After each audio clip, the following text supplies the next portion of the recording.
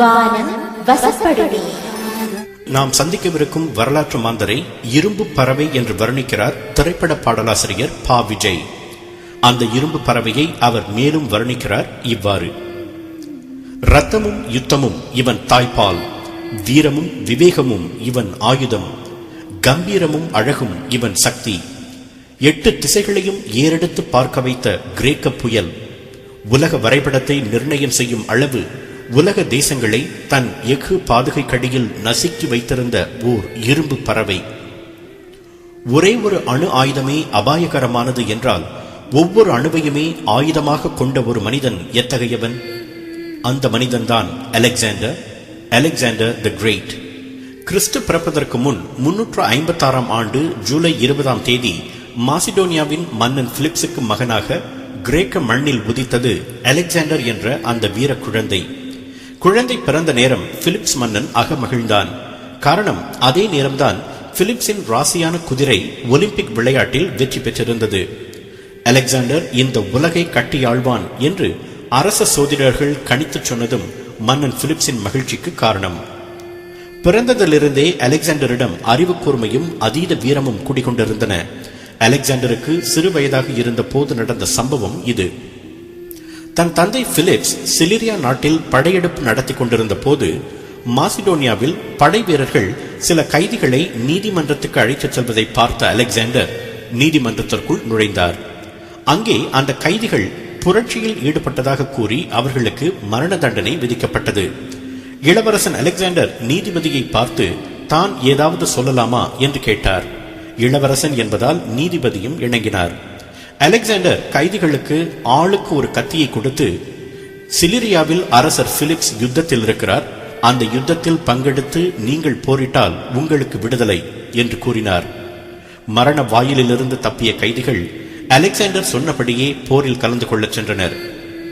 உயிர் விலை மதிப்பற்றது, அதனை இழப்பதென்றால் அது தேசத்திற்காக மட்டுமே இருக்க வேண்டும் என்று தனது தீர்ப்புக்கான காரணத்தை விளக்கினார் அலெக்சாண்டர். நீதிபதிகளுக்கே இந்த நீதியை சொன்ன போது அலெக்சாண்டருக்கு வயது என்ன தெரியுமா? வெறும் 7 தான். அலெக்சாண்டரின் புத்தி கூர்மையை பறைசாற்ற இன்னொரு சம்பவம். வரலாற்றிலேயே மிக புகழ்பெற்ற குதிரையின் பெயர் புசிஃபேலஸ்.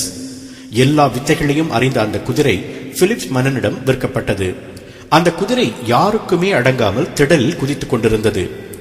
உன்னால் முடியாது, வேண்டாம் என்று மன்னன் பிலிப்ஸ் எவ்வளவோ தடுத்தும் அதனை தான் அடக்குவதாக கூறி களமிறங்கினார் அலெக்சாண்டர்.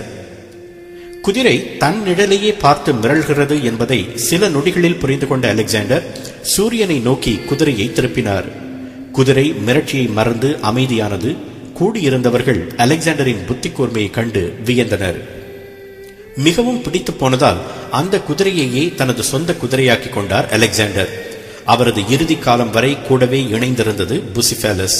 அதனால்தான் வரலாற்றிலேயே ஆக புகழ்பெற்ற குதிரை என்ற பெயர் அதற்கு கிடைத்தது.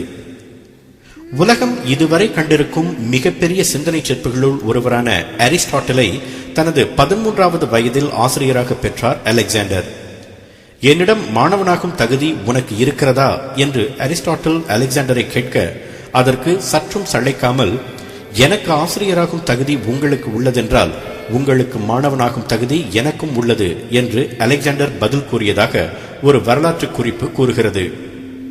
ஒரு உலகாளும் கர்வம் அலெக்சாண்டரின் கண்களில் தெரிவதை கவனித்த அரிஸ்டாட்டில் நூற்றுக்கணக்கான நுணுக்கங்களை அவருக்கு கற்றுக் கொடுத்தார்.